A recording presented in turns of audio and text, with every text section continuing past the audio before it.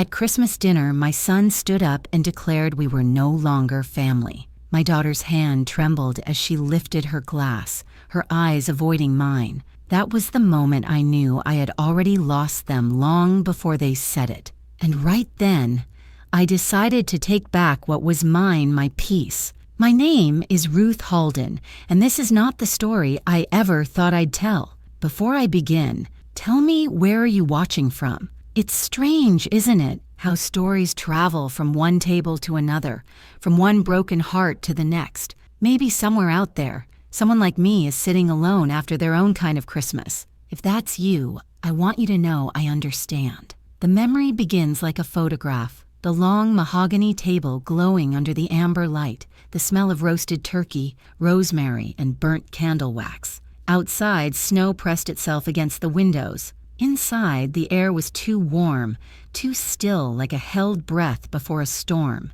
Daniel, my eldest, stood up first. He always had his father's posture, straight-backed, confident, decisive. Only this time, his voice carried a chill that even the fire couldn't soften. "Mom," he said, clearing his throat, "we've talked about this, all of us, and we've decided you're no longer part of this family." For a moment, I thought I'd misheard him. The words didn't sound real. Anna looked down, her blonde hair falling forward like a curtain to hide her face. Michael shifted uncomfortably, the youngest always caught between guilt and obedience. And then, just silence. The kind that swallows the ticking clock and the crackling fire, leaving only the sound of your own heartbeat. I laughed. I couldn't help it, not the cruel kind of laugh, just the kind that comes when you can't believe something so absurd. I reached for my wine glass, took a sip, and said quietly, "I see." Then I slid the white envelope toward Daniel. "This," I said, "is my farewell gift." He frowned, glancing at Anna. "What is this supposed to be?" he asked. "Open it," I said simply. But before they did, I felt something in me, that quiet place that had been waiting, begin to rise. You don't get to moments like this overnight. They grow, like frost creeping over a window, slowly, silently, until one day you wake up and the view you thought you had is gone. I watched as they exchanged looks, the unspoken language of siblings who'd made a pact.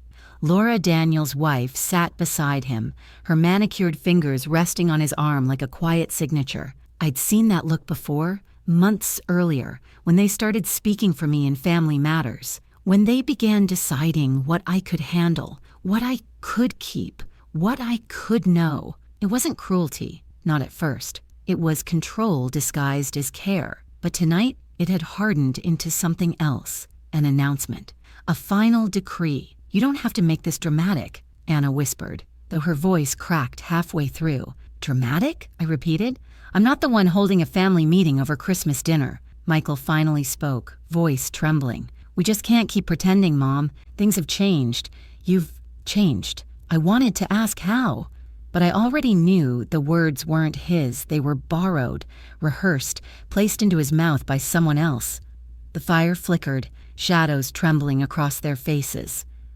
I studied each of them as if memorizing the last frame of a film, the curve of Daniel's jaw tightening, the fear behind Anna's defiance, the apology in Michael's eyes. I had raised them. I had buried their father, and now they were burying me with polite words and lowered eyes.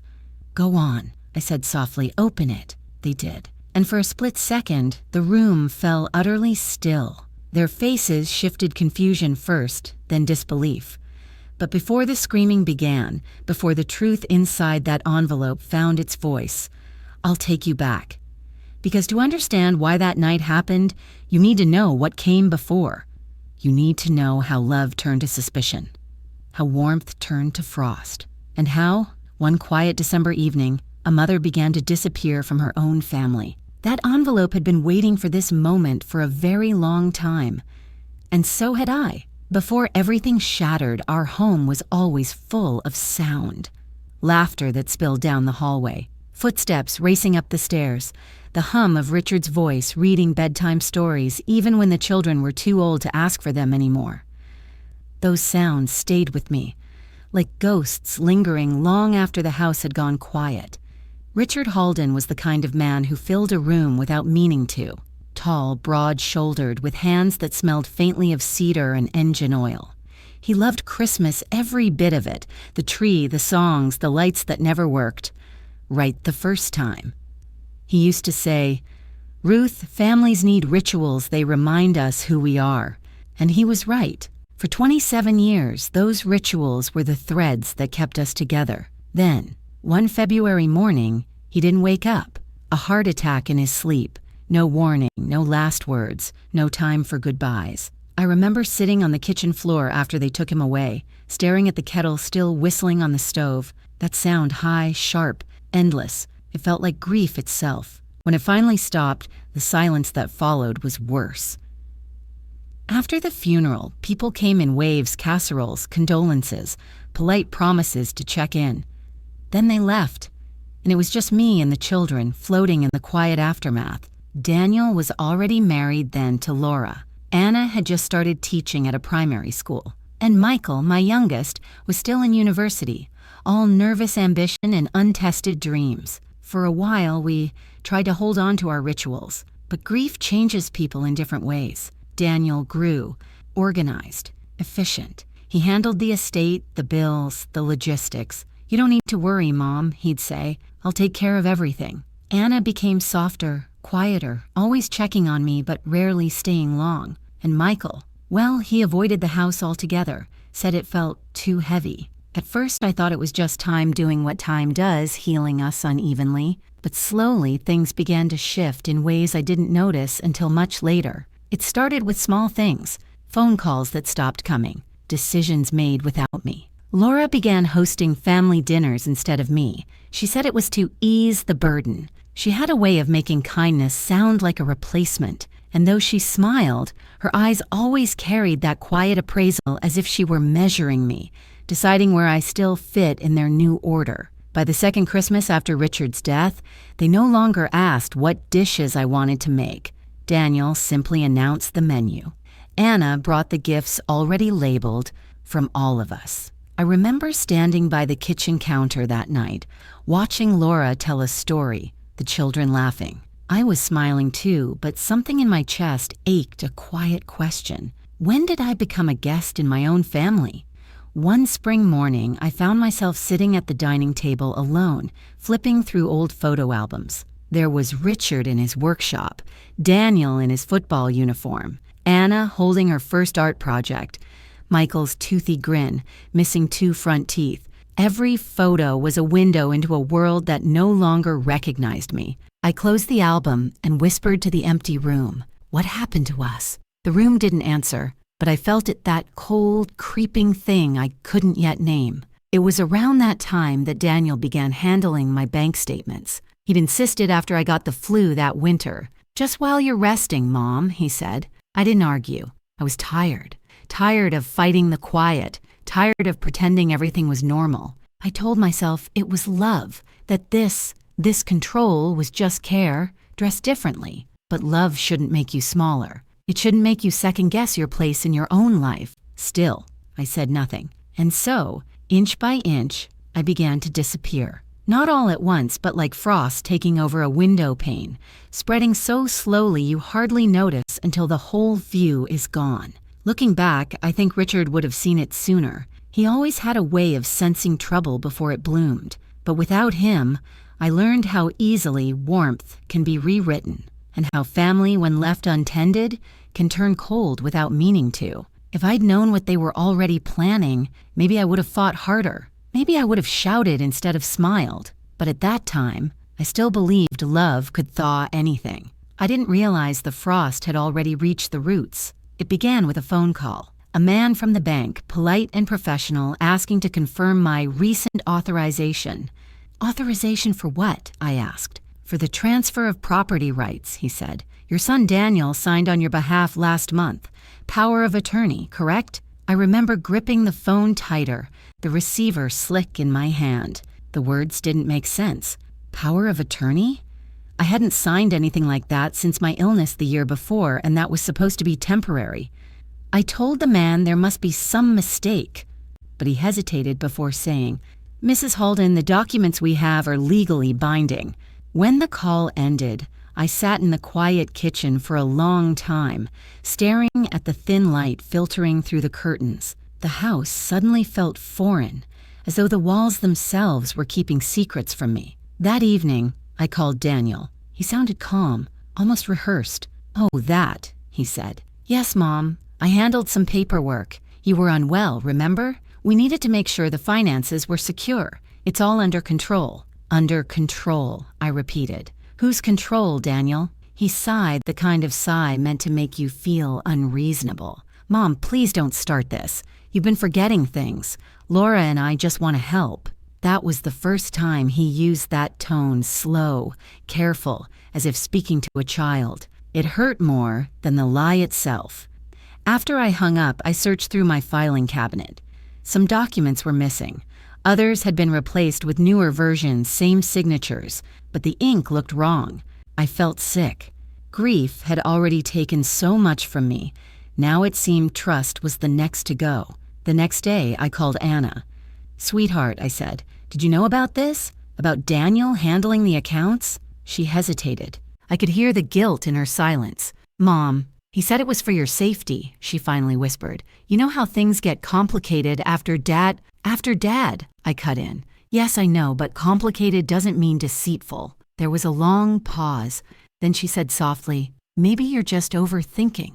That line stayed with me. Not because it was cruel, but because it sounded exactly like something Laura would say. That night, I couldn't sleep.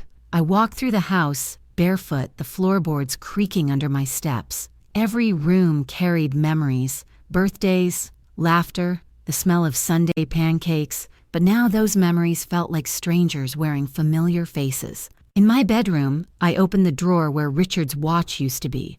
Gone. Just an empty indentation in the velvet lining. For reasons I couldn't explain, that missing watch broke something in me. It wasn't the object itself, it was what it symbolized. Time, legacy, continuity. The idea that something of him still ticked quietly in the world, and now even that had been taken, without a word. The next week, I visited Daniel's home. Laura answered the door, surprised to see me. Her smile was thin, practiced. "Ruth, this is unexpected." "Yes," I said. "So is losing your signature to a forgery." She blinked, her composure flickering just for a second before she regained it. "I'm sure there's a misunderstanding," she said smoothly. "Daniel only ever tries to help." I could see the truth behind her eyes, though that calm, calculated glint that told me she knew exactly what she was doing. Her hand rested lightly on the doorframe, blocking my view into the house. It wasn't a gesture of protection, it was one of possession. I left without another word. Driving home, my hands trembled on the wheel. I felt foolish, old, used. But beneath that humiliation, something else began to stir, something small and sharp. A quiet resolve. That night, I poured myself a glass of wine and sat in the dark living room. I spoke to Richard's empty chair.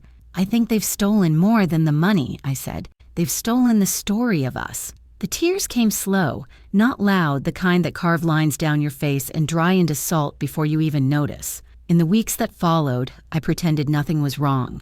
I let Daniel think I was confused, fragile, harmless. Let Laura believe she'd won. All the while, I began collecting things, receipts, copies, letters, quietly, carefully. Every betrayal leaves footprints. You just have to know where to look. They thought they had silenced me, but they didn't realize silence can be a weapon too. Because while they were rewriting my history, I was preparing my own ending to their story. They didn't steal my money first, they stole my voice. And that, I promised myself, was something I would take back. There's a strange kind of calm that comes after betrayal. Not peace exactly, but a stillness, like the air before a storm decides to break. That was the quiet I lived in for months. No shouting, no confrontation, just silence, deliberate, watchful silence. I stopped calling as often, stopped asking questions, stopped giving them the satisfaction of seeing my confusion. And in that silence, something inside me began to harden, not bitterness, but clarity. If they wanted to see me as weak, I'd let them. Because sometimes, pretending to be small is the only way to move freely. It was Henry Cole who gave me the language for what I was feeling.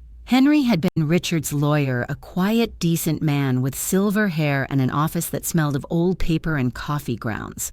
When Richard passed, Henry handled the estate. I hadn't seen him in years, but one morning I found myself standing outside his office, gripping my handbag like an anchor. He looked surprised when I walked in. "Ruth," he said, standing up immediately. "Well, I'll be damned. It's been ages." I didn't plan to cry, but the tears came anyway, not wild or broken, just the kind that fall when you finally speak the truth aloud. I told him everything: the power of attorney, the missing documents, the forged papers, the way my own children spoke to me like I was a guest in my own life. He listened without interrupting, his brow furrowing deeper with each word. When I finished, he leaned back, exhaled slowly, and said, "Ruth, what they've done, it's not just cruel, it's criminal." The word criminal landed heavy between us. I hadn't let myself think of it that way. Betrayal is one thing, theft another, but both wear the same face when it's family. Henry offered to help me quietly. He had a clerk, young, sharp, discreet, who could trace the documents, verify the signatures, confirm the transfers. I remember my voice shaking when I said, "I don't want revenge, Henry. I just want the truth." He smiled softly. "Then that's what will get you." For weeks, we worked in secret. Every time I visited the office, I wore the same gray coat and used the side entrance. It felt almost absurd sneaking around like a character in someone else's story. But there was power in it, too. For the first time in a long while, I wasn't reacting. I was doing. The more we uncovered, the clearer the picture became. Daniel and Laura had transferred joint ownership of my home for tax convenience. They'd rerouted pension funds for security. Each move small enough to seem reasonable, but together a slow erasure, a quiet theft built from trust. When the final report came in, I held it in my hands for a long time. Proof. Cold, undeniable proof. And yet, instead of rage, I felt light, as though finally naming the truth had freed me from its shadow. That night, I sat at my desk and began to write. Not a letter of accusation, not yet, but notes, thoughts, instructions. A record of who I was before they decided for me who I should be. It started as a way to make sense of everything. Then it became something else. A will, a confession, a story. I called it the farewell gift. Inside, I wrote every truth they had tried to bury. Every document, every account number, every decision I'd made in secret since discovering the lies. And at the end, one paragraph that mattered most. "To my children, you taught me that family can wound deeper than strangers, but you've also taught me something greater, that love without respect is only ownership. I release you from mine." I changed my will that month. Everything, the house, the savings, the investments, went not to them but to a foundation in Richard's name, a fund for widows with no one left to protect them. It felt right. He would have understood. When it was all done, Henry looked at me and said quietly, "You know this will break them." I smiled faintly. They broke it first.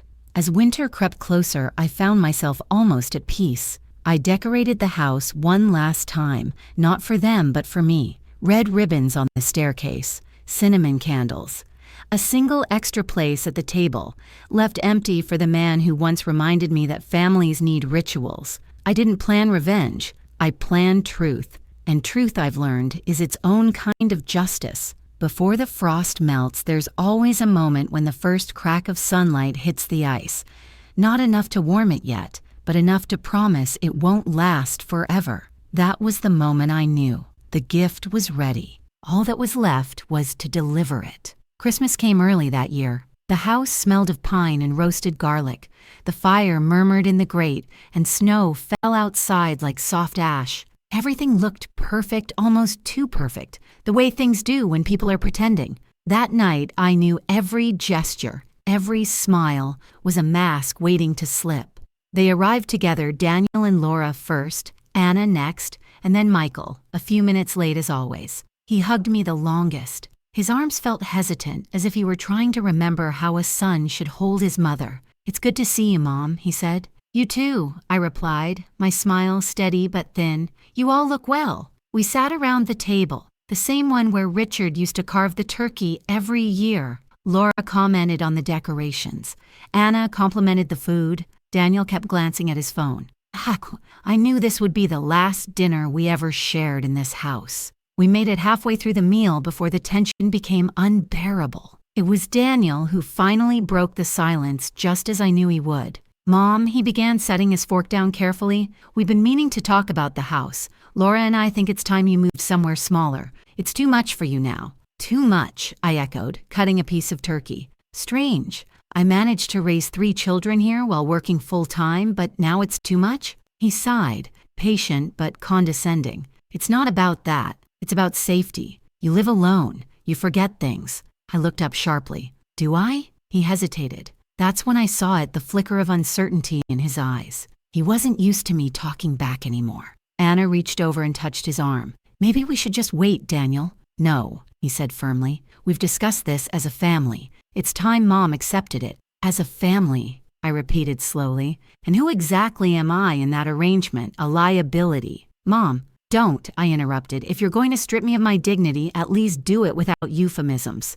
Laura cleared her throat. Ruth, we're just trying to do what's best for everyone. Her tone was sweet, practiced, diplomatic. The same tone people use before delivering bad news. I turned to her. Laura, do you know what the best thing for everyone would be? Honesty. The room went still. Even the fire seemed to pause. That's when Daniel stood up tall, composed, trying to look noble. Mom, he said, we've talked about this, all of us, and we've decided you're no longer part of this family. Anna's fork clattered against her plate. Michael's head snapped up, but no one spoke. It was surreal watching your own children disown you, as if they were reading lines from a script they didn't quite believe in. I waited a moment, studying their faces. Daniel's stubborn pride, Anna's guilt, Michael's quiet horror. Then I smiled. Not out of mockery, but because I had been ready for this moment longer than they could imagine. Well, I said softly, reaching under the table.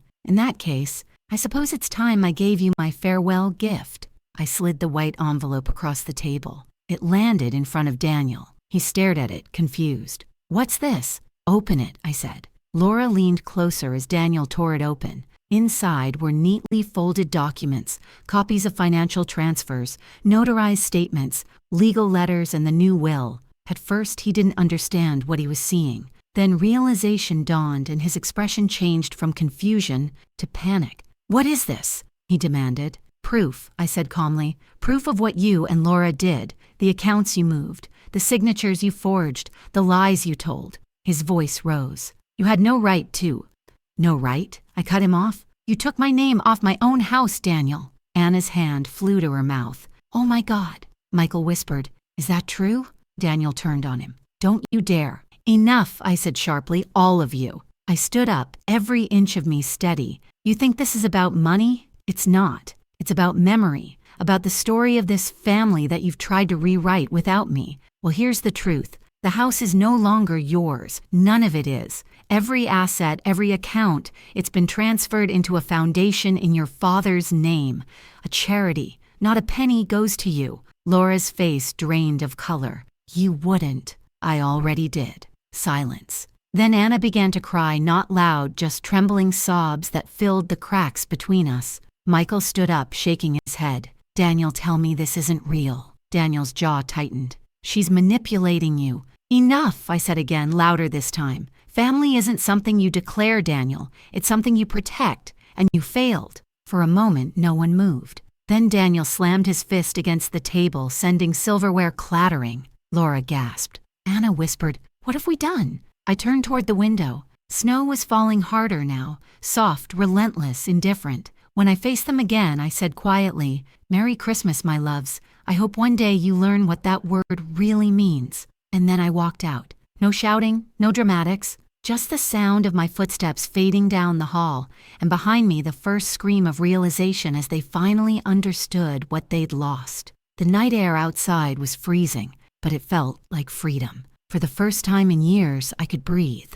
The morning after that dinner, the world felt eerily still. The snow that had fallen overnight blanketed everything in white silence. The yard, the fence, even the footprints that had led me away from the house. It was as if the world had chosen to cover the evidence, to grant me a clean page. I moved out 2 weeks later. The house sold quickly, faster than I expected. I took what mattered: photographs, Richard's letters, my mother's old china, and left the rest behind. The realtor said, "It's a lovely home, so much warmth." I smiled faintly. It used to be. I settled in a small coastal cottage 2 hours away, the kind of place where mornings smell like salt and everything creaks just enough to remind you it's alive. But the first nights were hard. Not because I missed them, not exactly, but because silence has a way of amplifying every thought you tried not to think. I would wake up sometimes, heart racing, thinking I heard someone calling Mom from another room.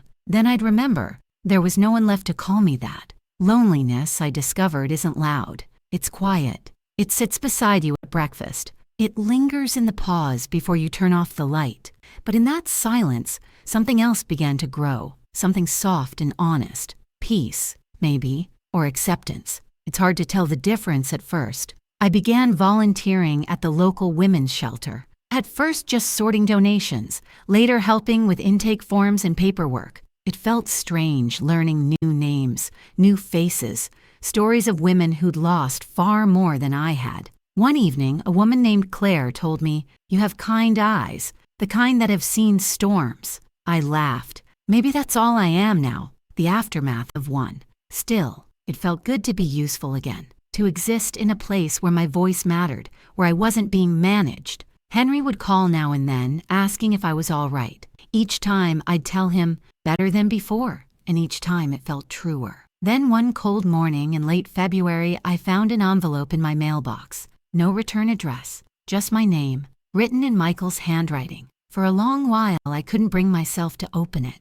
I made tea, sat by the window, stared at the sea until the waves blurred into one long silver line. Finally, I tore it open. Inside was a single folded page. "Mom, I don't know if you'll read this or if you'll ever forgive me, but I need to tell you the truth. Daniel told us you were planning to sell the house and leave us nothing, that you were giving everything to charity because you blamed us for Dad's death. He said you were confused, unstable, and that we needed to take control before you ruined everything." I believed him. Anna did too. But now I know he lied. Laura told him what to say. "I found the documents you gave him that night. I saw your handwriting. I know you weren't the one lying. I'm sorry, Mom. I'm so sorry. I don't expect you to trust me again, but I needed you to know I see it now, what he did, what we did. I hope you're okay. I hope you found peace. Love, Michael." By the time I finished reading, my tea had gone cold. I folded the letter carefully and set it on the windowsill. Outside, the tide had risen, swallowing the rocks near the shore. That's how guilt works. I thought quiet at first, then creeping higher until you realize it's already at your chest. I didn't cry. I didn't shout. I just sat there, letting the truth settle like dust after a long storm. Part of me wanted to drive back, to hold him, to tell him it was all right. But another part, the wiser, one knew that forgiveness doesn't always mean return. That evening, I wrote back, "Dear Michael, I forgive you. Not because what you did was small, but because carrying hate would make me small. You were young, scared, misled. I understand that now. But understand this too. Forgiveness doesn't reopen doors. It just lights the way for whoever chooses to walk differently next time. Be good. Live honestly. That's all I ask. Mom." I sealed the letter and posted it the next morning. Then I walked to the garden behind the cottage where I had started planting things again, herbs, flowers, a single small sapling. I named it Richard. It was still thin, fragile, fighting the cold wind, but I knew it would grow. Some things just need time. As I brushed the soil from my hands, I realized something simple yet profound. Family, like trees, can die from neglect. But it can also sprout again, not always where you planted it, but somewhere new. Spring came slowly to the coast that year. The sea turned a deeper blue, the air softened, and the gulls returned, loud and unbothered by human troubles.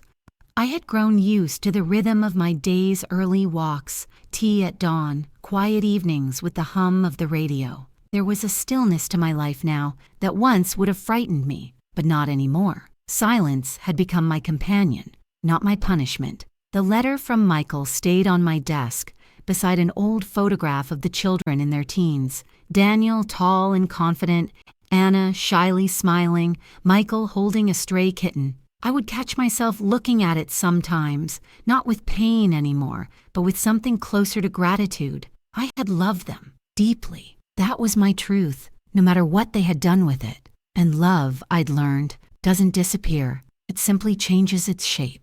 One bright morning in late April, I received a call from the shelter where I volunteered. Claire, the woman with the storm-weathered eyes, asked if I could come in early. When I arrived, I found her standing with a young mother and 2 small children. The woman's name was Mara. She had left her husband with nothing but the clothes on their backs. "We'll find you a place," I told her. "You'll be safe here." Her eyes filled with tears. "I don't know how to thank you." "You don't have to," I said softly. "Just keep moving forward." That afternoon, as I helped unpack donations, Claire smiled at me. "You know, Ruth," she said, "you're different now, lighter." I paused, surprised. "Am I?" She nodded, like someone who stopped fighting the tide. That evening, I walked to the beach. The wind tugged at my scarf, carrying the scent of salt and wildflowers. The horizon glowed gold, the kind of gold that doesn't shout but hums quietly, like something earned. I stood there for a long time, watching the waves fold into each other until I realized what day it was. Christmas. Exactly 1 year since that dinner. The memory rose in my mind. Daniel's voice, the envelope, the gasps, the silence. But it didn't hurt anymore. It just existed, a chapter that had ended. I whispered to the wind, "Merry Christmas, Richard." And for a moment, I could almost hear him answer. When I returned to the cottage, there was another letter in the mailbox. The handwriting was unfamiliar, but neat. I opened it with careful hands. "Dear Mrs. Ellison, my name is Anna. I don't expect you to reply, and I wouldn't blame you if you didn't. I've spent the past year trying to understand what I let happen. I was weak, afraid to stand against Daniel, afraid to lose what little family I had left, but in doing so I lost you. I heard about the foundation you started in Dad's name, the work it's doing. It's beautiful, Mom. I've begun volunteering too at a small center near my home. It helps families facing eviction. I think I finally understand what you were trying to teach us. I'm sorry for everything, truly. Maybe someday, if it doesn't hurt too much, I'd like to see you again. Love, Anna." I held the letter against my chest and closed my eyes. Tears came, soft and warm, not from pain this time, but from something gentler, hope. I didn't write back immediately. Some wounds need space to breathe before they can close, but I placed Anna's letter beside Michael's, side by side on the desk, like 2 seedlings beginning to reach for light. That night, I dreamt of my old garden of tulips and laughter and Richard humming off-key while fixing the fence. And when I woke, I realized something simple. The past doesn't vanish. It transforms. The gift I'd given them, truth, had been harsh, but maybe it had planted something real. Weeks later, I stood at the base of the sapling I'd named Richard. It had grown stronger, its branches reaching skyward with quiet confidence. I brushed a few leaves gently between my fingers and whispered, "We did it." Because somehow, despite the heartbreak, the distance, and the loss we had, not in the way I once imagined, but in the only way that truly mattered, through honesty, forgiveness, and the courage to begin again. As I turned to head inside, I noticed a small bird perched on the fence, brown, unremarkable, singing as if it owned the whole sky. I smiled. The world, I realized, was still full of small miracles, and that after everything was enough, was